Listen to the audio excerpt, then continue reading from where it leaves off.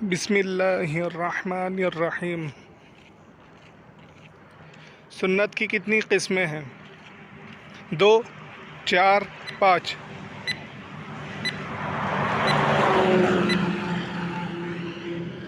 جواب 2۔ آج کا دوسرا سوال، ابو جہل کا اصل نام کیا تھا؟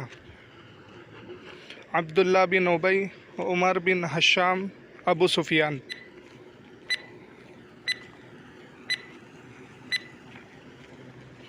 جواب عمر بن ہشام۔ سوال نمبر 3، رمضان کی آخری رات کو کس نام سے جانا جاتا ہے؟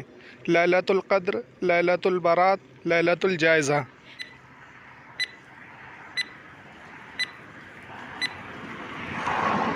جواب لیلۃ الجائزہ، یعنی انعام کی رات۔